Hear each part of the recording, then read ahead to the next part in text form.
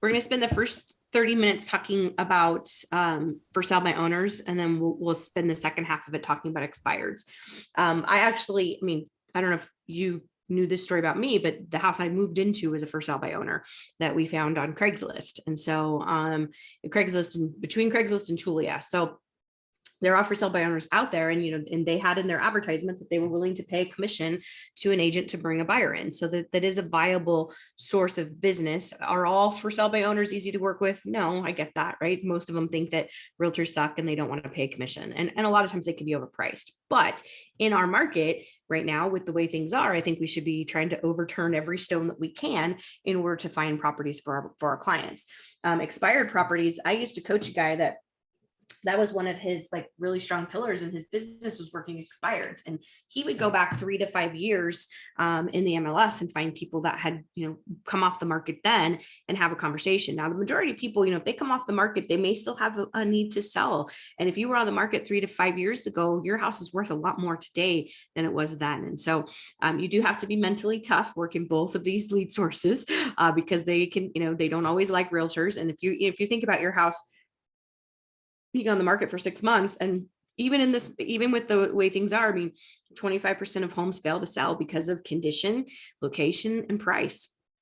And so when we think about that, if your house was on the market 6 months and it didn't sell, you'd be kind of frustrated too, right? And so that's why I'm not necessarily a fan of going after the expireds that happen right now. I'm a fan of going back into the MLS and looking at stuff that was off the market a while ago. Make sure it hasn't resold, but go back. And then those people aren't quite as angry and frustrated in the moment. And so they can be a little bit more amicable to work with. So let me do a share screen and we'll jump into the PowerPoint here. And like I said, with all momentum classes, we have a lot of scripts and dialogues that you guys will have access to study after the fact and dig into. And I really encourage you guys to do that. But for today, we're just going to talk about the concept of working for sale by owners. And so if you were in a room full of 80 people and each person wanted to sell their house and was willing to list with a realtor, you have 20 minutes face to face and, answering the question of how many people could you convinced to hear your listing presentation? How many people could you convince to list with you if there was no competition? And then what is the percentage of homes? Again, I would say probably 75 to 80% of homes sell in our market. And then how many would that be that we would close out of 80 people? What's the average GCI and then the total GCI? So, you guys will hear me say this often, is we should not get out of bed in the morning and wonder who needs our services. And so if you think about how good are you at your conversion skills, right? At your communication skills. And so words matter, right? And what we're saying in today's market matters. And so we want to make sure that we're saying the right things. And I'm going to give you guys some really great scripts that, if said right with conviction, should be able to get people's attention to see that you're a little bit different than the average bear. Most realtors call for sale by owners and want to get the listing. I'm going to teach you a totally different process here today in this next 30 minutes. So the purpose is we want you guys to be proactive and have an effective approach to working with for sale by owners. Most realtors, when they see a for sale by owner, they hit the gas, right? They keep on going because they think that they hate realtors, they're overpriced, they're crazy, they don't want to pay commission. I want to change your mindset here because we're not going after the listing. Yes, we are going after the listing, but not initially. Okay. So we want you to feel confident so that you don't hit the gas, you hit the brakes and stop in front of that for sale by owner and have a plan. And of course, we want to increase our revenue, right? That's the whole point of this, is to make money. So we're specifically talking about for sale by owners, and then that's creating new business, which again, we're focusing in on sellers, but for every listing we take, could result in 1.5 buy sides. So we do have the buyer side of that as well. And so we're going to dive in. You need a yard sign, you need to have some advertising, the internet, and a just listed postcard, as well as your client care system. So the financial consequences of a proactive lead generator. So we look at having 45 weeks in the year, visiting two for sale by owners per week, which, even if it's one, right, that's a difference in, adding to your business.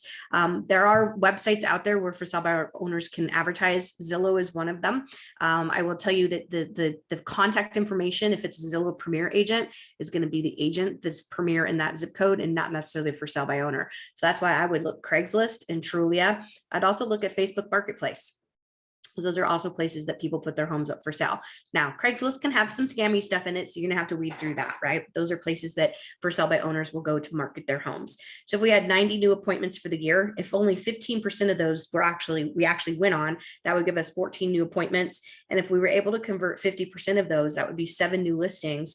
And again, more than 50% is going to sell in this market. So let's just say 80% of that sold, that'd be what, six transactions, and an average sales price. I think I saw the other day that Phoenix is hovering around 460 as an average sales price.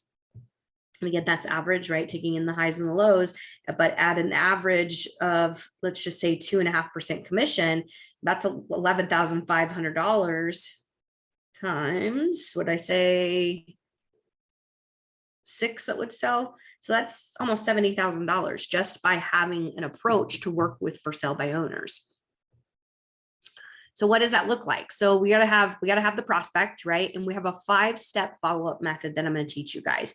So you have some different dialogues here. And then what do we need? What are our ancillary things? We got to have a home base, right? So the suggestion is to either use your home or your office, and then have a mileage radius around that. Now, to get started, I would say just go find some for sale by owners and go do it, right? Try it. The radius is a good idea because it doesn't make sense, Jan, if you live on the west side, to say I'm going to go work a for sale by owner in Gilbert, because the plan I'm going to teach you requires you to go visit the home every week. And so that wouldn't make sense, and you're not going to follow through. So you want to make sure that it's something that will make sense in your route, right? In your home base. We want to have an inventory sheet. So inside the materials is a place where you can document the information about the for sale by owner, a clipboard and a pin, so that as you're walking along, I'm going to teach you a tool to help close them.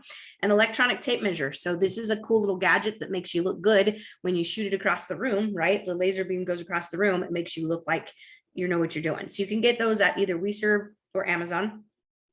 Seller disclosure, and I'm going to teach you what to do with that. And then your follow-up stuff, thank you notes, and a tracking sheet. And of course, having your map that includes your home base. So because 100% of for sale by owners have an immediate desire to sell their home. So why would someone go for sale by owner? Because they want to save money, right? And oftentimes they're okay paying a co-broke, but they don't want to pay a listing agent. And so we want to change their perception of you as the realtor. So like I said, most realtors go knock on the door and say, hey, can I list your house? That's very off-putting, and it does the opposite of what a for sale by owner wants. That sign in the yard that says for sale by owner is basically saying, I don't want a realtor. So when we walk up and knock on the door and say, hey, can I list your house? That's not the plan, right? So I'm going to teach you something totally different. So again, define your home base, start with a 2 mile, 4 mile, and then extend a radius to 6. Again, I would jump into Zillow, find some for sale by owners that make sense and go after them. Okay. And then, or go on Craigslist and Trulia. So we want to consistently grow that, right? But it needs to make sense that you're going to follow up and follow the plan. So your success will be directly related to your willingness to be productively active and follow up.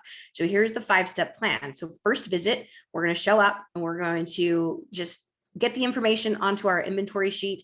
You can call it your secret inventory if you want, whatever verbiage you want to use, right? Or for sale by owner or secret inventory. You're going to document the content on there, and inside the materials, let's see, I wasn't moving my materials here.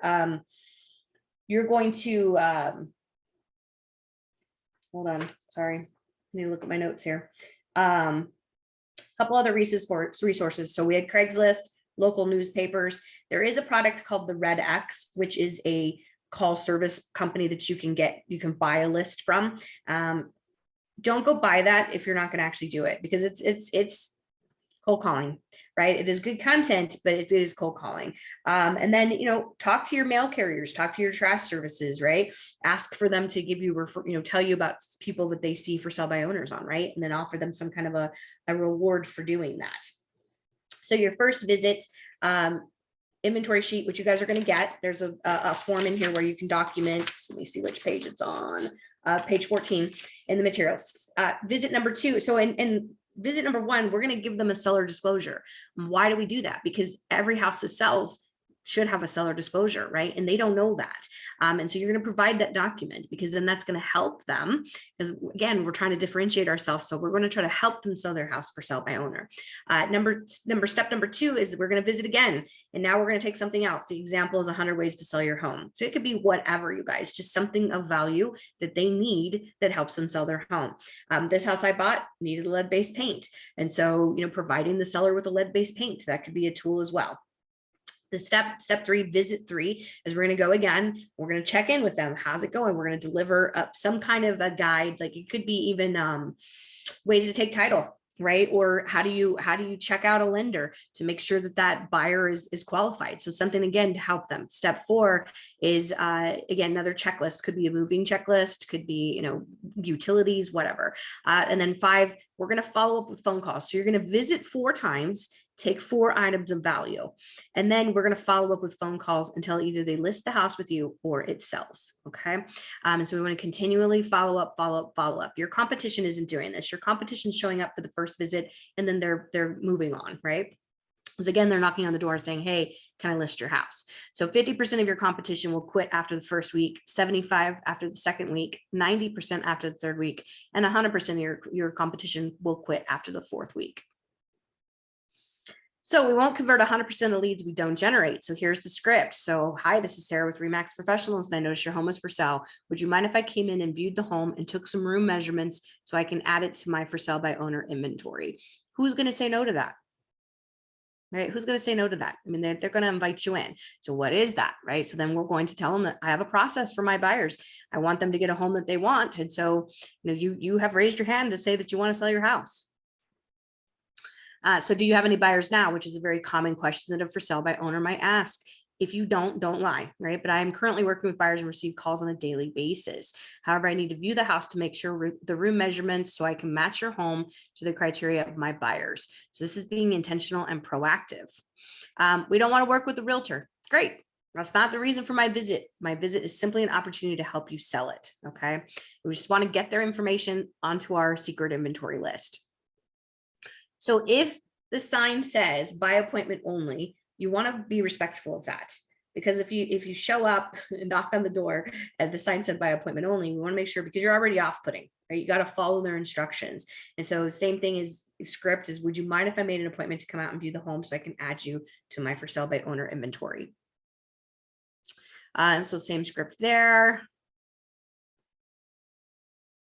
Okay, so once inside the home, right? So we want to measure the house. It's important. When I first started selling real estate, that was like a critical thing, because people would have big giant pieces of furniture that they inherited. They needed to know the size of the bedrooms. And so we've gotten lazy as realtors and not doing that. So go get a laser beam tool and, it makes you look good, right? So we want to, and in this example, it's a closing technique. So if I hand the for sale by owner homeowner my clipboard while I have my go gadget laser beam, now I can engage them to write down the room measurements on my clipboard. It's a closing technique, right? I'm gaining their trust. I'm gaining their response, right? It's a way to just build rapport with them, right? And so that's a critical step in this. And it's a simple little psychology thing that most agents are not doing. So engage them in that. And then here's the 4, right? Family, occupation, recreation, dreams. And so asking those questions as you're touring the house and taking the measurements. We want to be likable, right? We want to be approachable. We want to find ways in. If you see a picture on the wall of a place that they vacation and you vacation, that's a great in. And so we want to find ways that we can break them down and get in. Okay. And so use the 4: family, occupation, recreation, dreams. So have you prepared a seller disclosure? They're not going to know what that is, right? Unless they're a savvy FSBO and they've done FSBO before, typically not going to know what that is. And so we want to provide that for them because that's a tool. And again, it's a way to continue to keep that line of communication open. Okay. So by law, the state requires you to do that, to fill it out. And so the next part of the script, which I think is also brilliant, is I'll come back tomorrow and pick this up so I can make copies for you. And then I'll bring you copies. So then that way you have everything you need when a buyer comes to want to buy your house. Right. And so, wow, because here at this point, they're going to think, why, Jan, are you doing this for me? What's your point, right? Well, because I'm trying to help you sell your house. Well, why would I want to help you sell your house? Well, maybe you need a realtor to buy. Maybe I can refer you somewhere, or maybe you would refer me. And so we're building those relationships and adding people to our database. And ultimately, if their house fails to sell because of price, condition, location, they're going to say that to you. Well, how come my house isn't selling? Maybe we should talk, right? And that's, as we go through this, that's part of the script and part of the closing technique.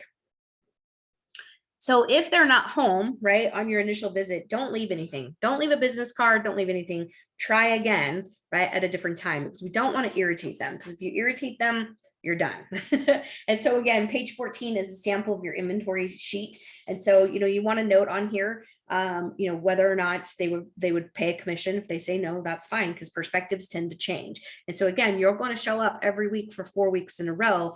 They're going to see that you're different. And if their home hasn't sold during that time, they're going to start engaging you at why hasn't my house sold? So page 14, that's for you guys to use. Step 2, so our next follow-up. So again, same dialogue. I happen to be in the neighborhood and I thought I would drop this off. I definitely think it can help you. I don't care what that thing is of value, but be consistent with it. And then ask these questions. How did it go this week? Are there any changes in the information you provided me? Is there anything I can help you with? If you ever need anything, please don't hesitate to call. Simple, right? Simple. Just, hey, how's it going? How'd it go this week? So after 7 days, we're going to follow up a third time. So I was thinking about you the other day and I thought I would drop this off. And again, same questions that we're going to ask them. And at some point you might start to see some frustration from them as to why their house isn't selling. And so those are close me signs. And there are dialogues in the materials to help you with that. So again, step 4, after 7 days, we're going to bring another thing of value. And the script changes slightly on step 4. Since you're getting closer to selling your home, I thought this would be of value to you. And that's a very specific question, because if they haven't gotten closer, are we going to solicit some frustration from them? Absolutely, right? So again, ask the same questions. Any changes I should be aware of? So this is an important phrase, again, to solicit the frustration from them so that we can move into, hey, let's have a conversation about how I can help you get your home sold. And then step 5, we're going to continue to just follow up every week with phone calls. Same questions, you guys, just asking the same thing over and over again, and trying to continue to help them, but following up. So here's when you start to hear when they start to say things like, why isn't my house selling? What's happening with the market?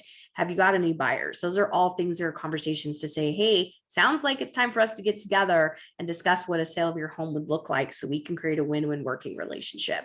And then, again, going into you want to be more informed about what your options are, what's happening with the market, what's happening in your neighborhood. Some with condos and townhouses, sometimes there, or even single family, sometimes there are HOA things that are going on, or they need an assessment for a new roof that could be causing the house not to sell. And most of the time, for sell by owners don't sell because they don't have the exposure, right? They're hoping for back in the day, it was just a yard sign. Now they've got tools for the internet, but most of the time they don't have the exposure that they need. And a lot of times condition and price, right? And price can overcome condition. It can overcome location, right? I remember we sold a house out by the Palo Verde nuclear plant, literally had a view of it. And I remember it was a bank-owned property that sold for like $15,000, $18,000, something silly. And I remember thinking, we're never going to sell this. But price trumps it, right? I wish I had bought that house because it'd be worth a lot of money today at $18,000. So don't be surprised if they start asking these questions, okay? So why are you doing all of this for me? Well, I do this because I believe in the win-win. And so here is, you might think of someone who is thinking about selling and they don't want to go for sell by owner. So you might refer me because I've provided all this value to you, right? So there's value in knowing people. So the thank you note. So if a for sale by owner sells on its own, here's a little sample thank you note for you guys. So if you don't know what to say, you could send that. And thank you notes have a lot of meat to them. I've been going through some old totes and cleaning out some stuff, and I have behind me, I have a stack in an envelope of notes I've gotten over the years. And I want to go through them and read them because it makes me feel really good to read those things. And thank you. I mean, I've held on to them, you guys. I've been carrying this thing of notes around for years. And so people hang on to that type of stuff. It has a really very classy, nice touch to it. A note after the initial visit. So you want to send after each visit, you're going to send 4 note cards, right? So here's the example for the initial visit. And I believe that, here's visit number 2, visit number 3, visit number 4. And I know that that might sound like a lot of work and redundant, but again, we are trying to demonstrate that we are different than the average bear. And so when we're trying to help them sell their home, it almost flips the psychology for the person, right? Because they're so used to agents wanting to just list the house, and you show up and you're acting completely different. You stand out from your competition. So accountability related questions. So how long has your home been for sale? Have you received any offers? How many times has it been shown? What's been the feedback? Are similar homes like yours been sold that have been on the market? What do you think they're going to say to all of that? I don't know. Right? I don't know. I mean, they'll know how long their house has been for sale, but are they going to know the trends and the market stuff happening in the neighborhood? Maybe if they're a very sophisticated, so for sell by owner, and they've done it before, they might. But I'll tell you, the lady that I don't know if I shared the story with you guys, but the lady that I bought my house from, she was for sale by owner because she knew 5 people that were realtors, 2 of which were her best friend and her husband's best friend. And they don't want to hurt anyone's feelings by choosing one of the realtors. And so they decided to stake out on their own. And, they made over 200 grand on this house, and they didn't know what they were doing. And so, they picked a price, and the price was okay. We actually appraised for more than what we paid for it. But, she didn't. I had asked her, how many times you've shown it? A couple times. Get any offers? No. Right. What's been the feedback? I don't know. Right. And so they don't know this stuff. And so when you ask these questions, it starts to make them uncomfortable because it's the accountability of it. The next set of questions is, how are you marketing the home? What's been the response? Have any realtors shown the home? And if so, what was their feedback? Price questions. How did you arrive at your price? Well, I went on Zillow. This is what Zillow said it was worth, or what Redfin said it was worth. Did you consider the price benchmarks and trends that exist in the area? Every community has that. They have highs, lows, and mediums, right? They have trends that exist in the area.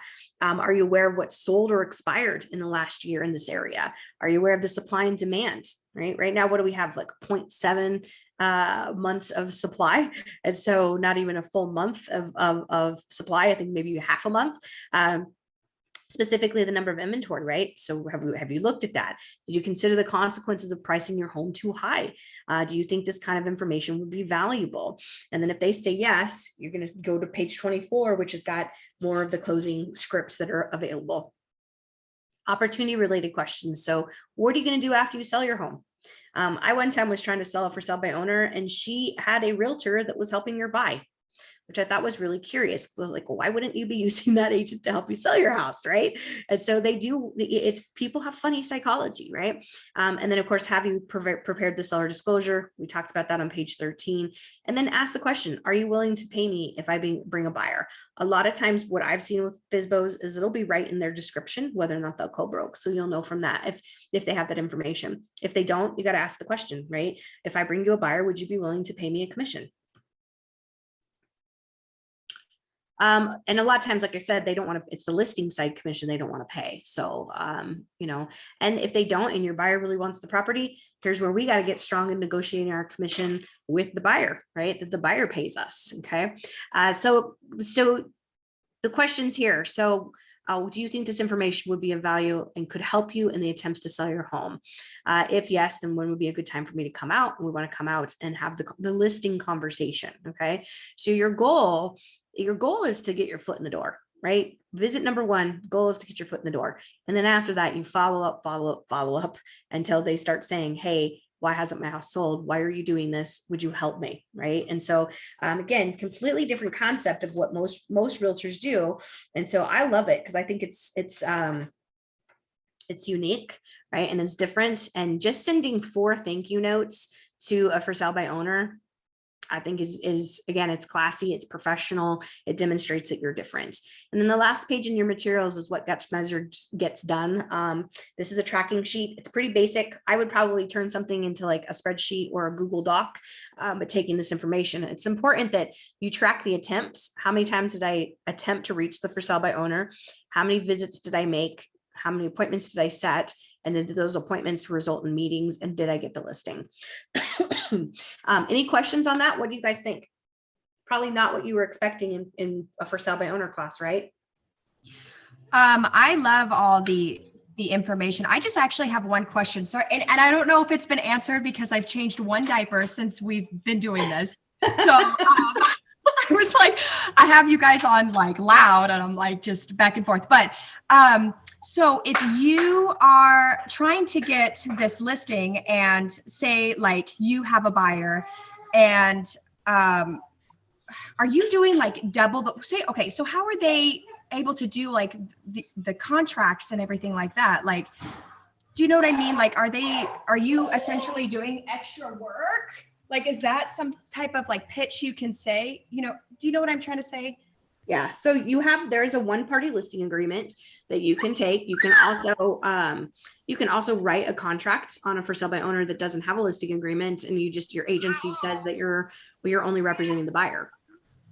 And so, yeah, you have to be real careful, Mary, because if you don't have a listing agreement with them and you bring the buyer, you're limited on what you can do for them, you know, because you can't advise them on price. You can't, you know, you have to really, if you're representing the buyer, you're representing the buyer. And so you have to be careful on what you do that gets the deal closed, but you're also not crossing the line of where you have implied agency, where that for sale by owner now thinks that you're their agent. And so it's best to, you know, try to get them to do a one-party listing agreement with you, meaning one party that we're only listing the house with Mary to represent to facilitate the sale with X buyer. Does that make sense? Yes, it does. Okay. Sorry, hold on. No worries. Okay, go on. Okay. Yes, that answers my question. Sorry. No worries. Yeah. So yeah, if you know, when you get to that point and you get a for sale by owner on the hook, come talk to us and we'll guide you through the paperwork that you need to do to make that happen. Wonderful. Yeah. It's a little intimidating at the moment, but I'm like, sure. I do love all these scripts and, you know, the different visits and the thank you cards. Yeah, it's wonderful. I'm excited to use this. Yeah, cool.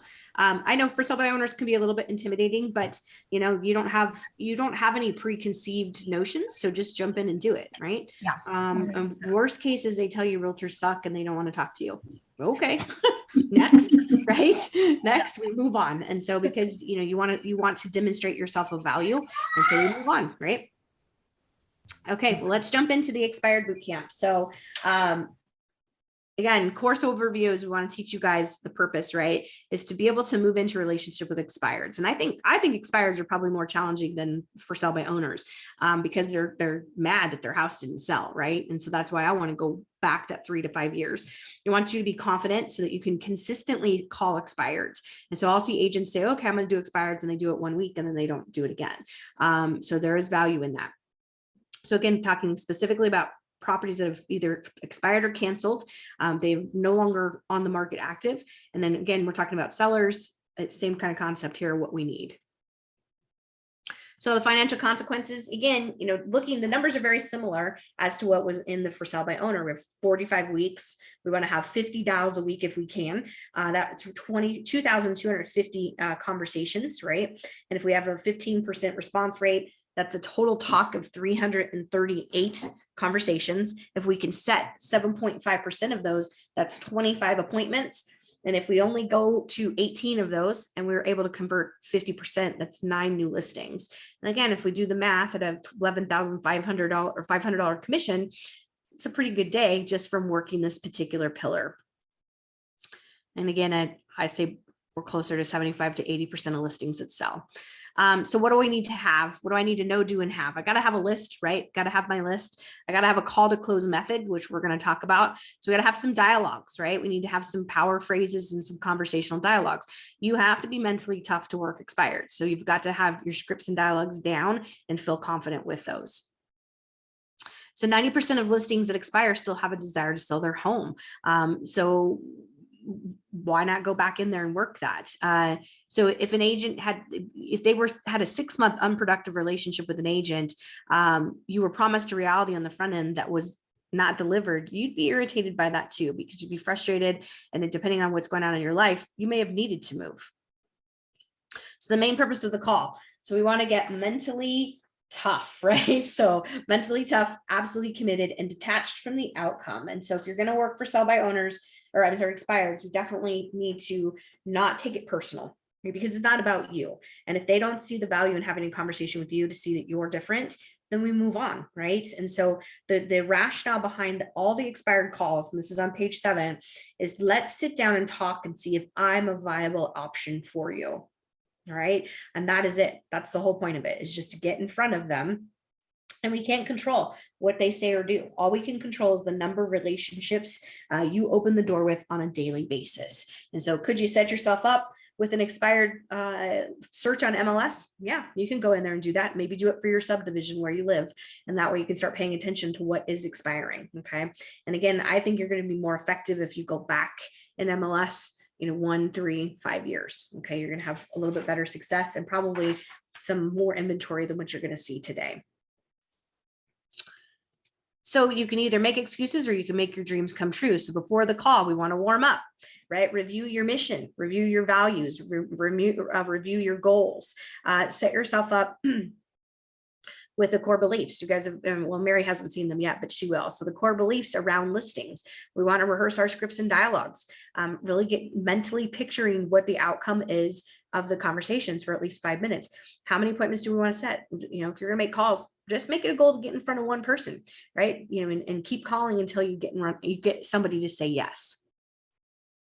During the call, so energy is key. So if you can stand up, I used to pace when I'd prospect call because it just made me feel good. I would pace around.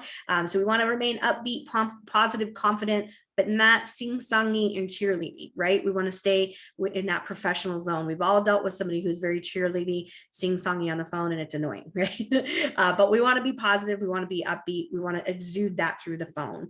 And then sound genuine, right? We want to be interested in helping them, but don't sound desperate. There's a fine line there. And then stay hydrated. So your brain is 80% water. And I know that doesn't probably seem like a big deal, but when you're making calls, and just like, can you guys see my screen? Can you see the screen okay? Yes, I can see it. Jan says she can't. Okay. Well, no, I see it. I see the FBSO tracking sheet. I didn't know if you were trying to show something else. All right, let me do it again.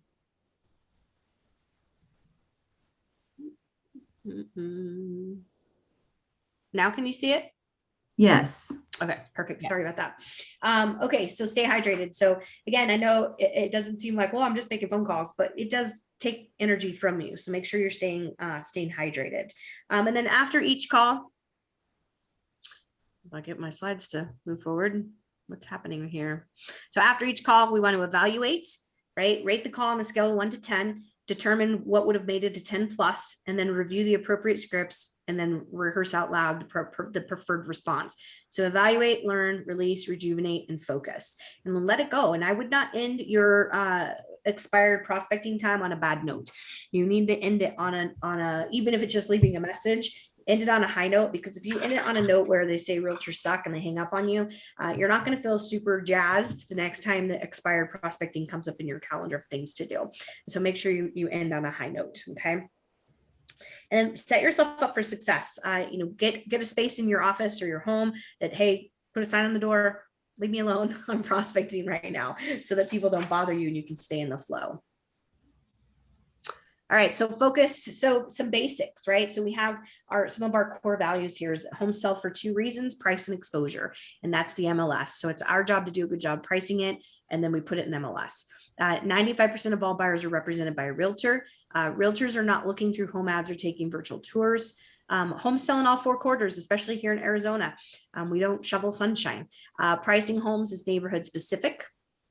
And then your approach is to be intentional and proactive. And again, proactive means to produce action. We have to start with the appropriate plans and strategies. And we're going to dig more into this when we get into the listing conversion classes. So we'll dig more into that. Cost is only an issue in the absence of value.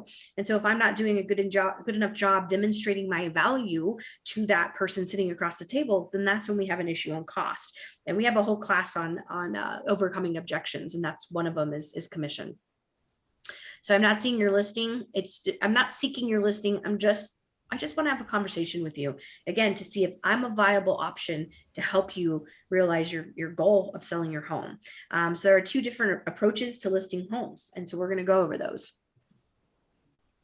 There are no magic words, only magic acts. So first call, be vague, right? Don't leave specific message. We want to be vague in that.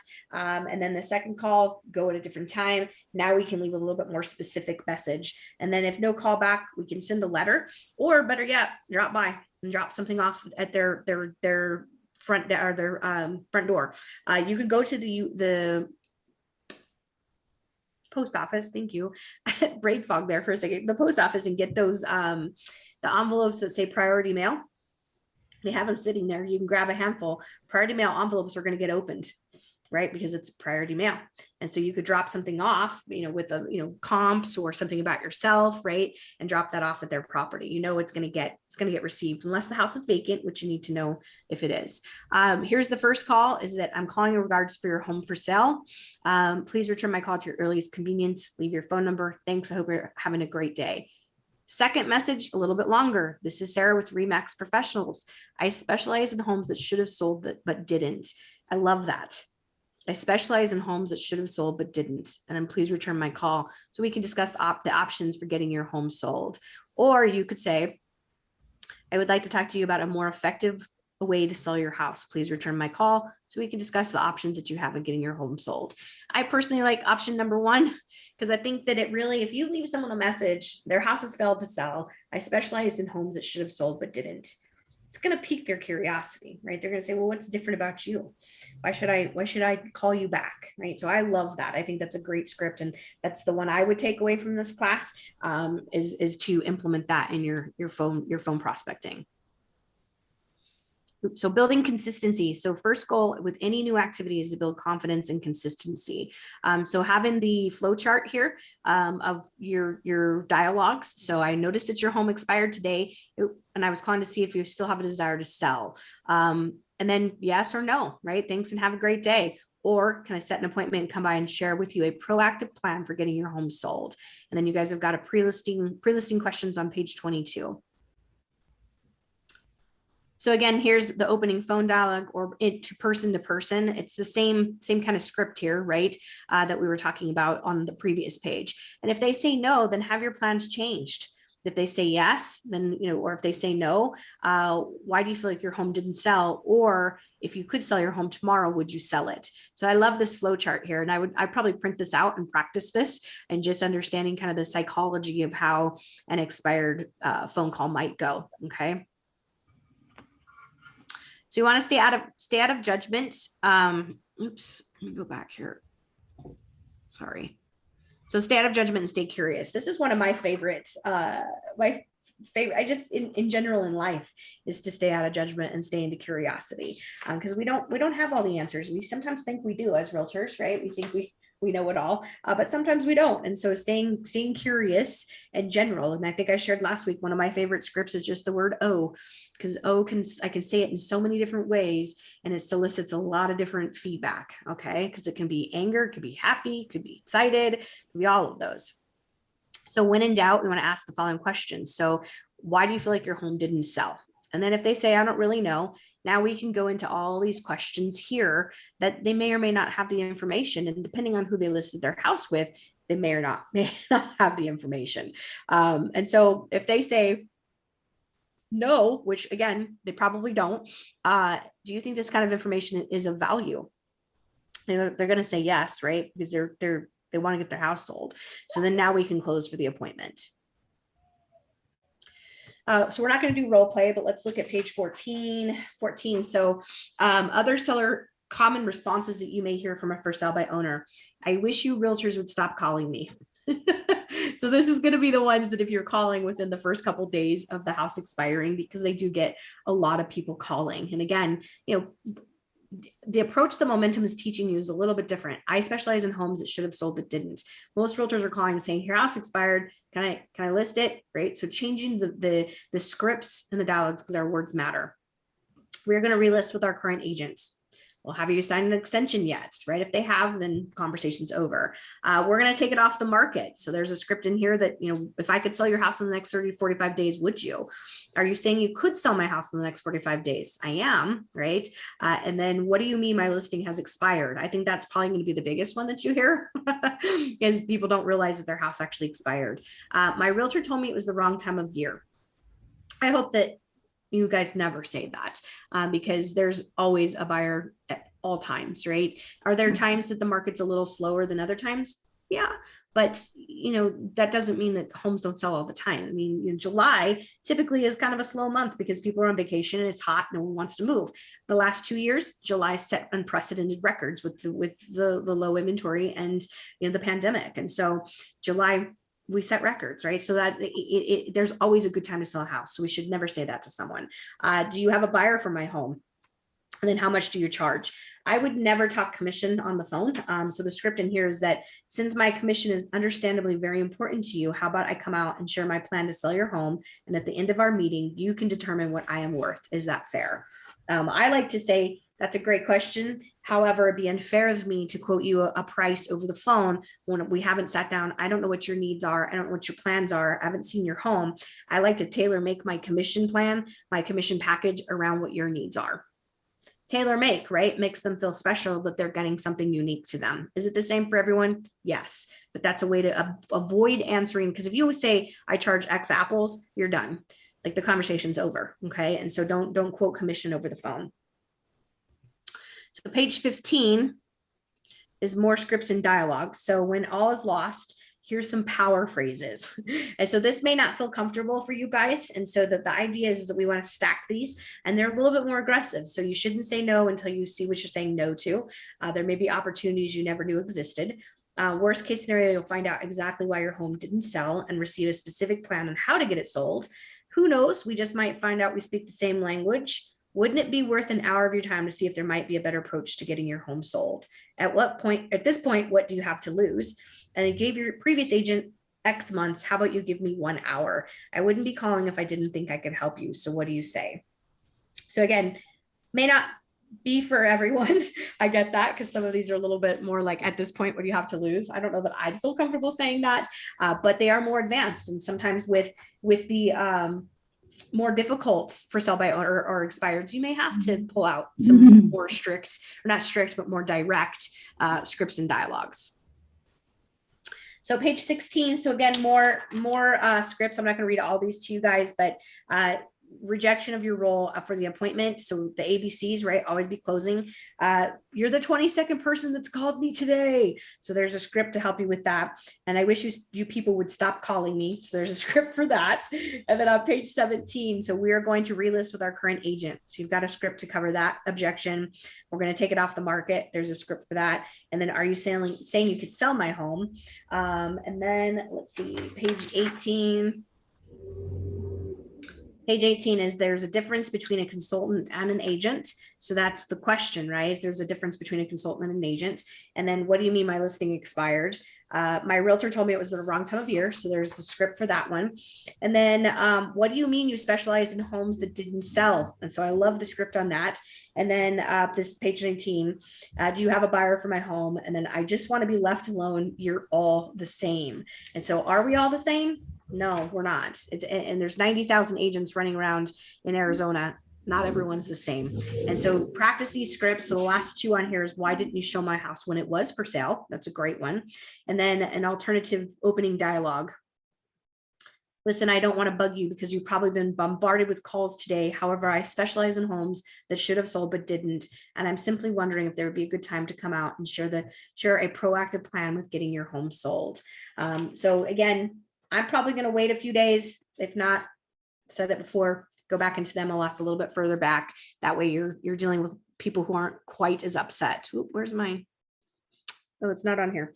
Page 21. So accountability is key. Again, what gets measured gets done. This is a very basic tracking form. Again, I would probably put this in an Excel or in a Google Doc, but you want to track. You want to track how many attempts you're making on the expireds because, your conversion rates, right? We want to know that. And the only way we're going to know conversion rates is if we track it. So you want to track how many dials you're making, how many conversations did you have, how many appointments did you set, how many appointments did you actually go on, and did that result in any listings? So that is page 21. And then on page 22 of your materials, sorry, that smoke up here from the fires is killing me. So yesterday was really bad. The sky was like last night, the sky was just gray and it was just, yeah. So when the wind isn't blowing, it just makes my throat hurt. So anyway, page 22, is your pre-listing questions. Again, you're going to see this in other classes, but great information to gather. Oh, you guys can't see it because of my background, but great information to gather before you're going on the listing appointment. Maybe you better evacuate. Say what? I said, maybe you better evacuate this with all the smoke. Yeah, we're not in any danger where we are, but I think they're starting to get a handle on it, fortunately, but it's just in a really rough terrain, so it's hard to get to. So, but anyway, any questions, comments, anything before we wrap up? I think it's just trying to, overcome all my preconceived notions about sales. And I'm the girl that has at least 200, real estate people blocked on my phone because, all those people are always getting your phone. Would you like to sell your house? So I'm just already like this with people coming to me. So I think definitely want to be open to whatever techniques I need to use, but I've also got to kind of overcome that, perception of sales. Well, nobody wants to be sold, right? So shift out of that thinking and put yourself into, I'm someone of service. And so if I can come from a place of service and a place from my heart, I like that. I'm not trying to sell anyone. So how can I help you? That's it, right? A for sale by owner is putting their hand up saying, I need help, and expired has failed to get the help that they need. And so if you can change your perspective of being a salesperson to being someone of service, totally different vibe. Good. Thank you. Right. So, and I would recommend that you read The Greatest Salesman in the World by Og Mandino. And Mary, same thing for you. It's an easy read. You can read the whole book in 2 hours, but the concept is that there are 10 scrolls and you study each scroll for 30 days. So it would take you 10 months if you were to study the book the way it's written. And so the idea is you read the scroll 3 times a day. And then, like I said, 30 days. And so it's a really great book just for life, but definitely for sales, because one of the things it says is that I will greet this day with love in my heart is one of the scrolls. And in there, it says that who can say no to my goods when he hears the love in my voice? And so for you, dropping into that space of being of service, I think that that's going to help you a lot.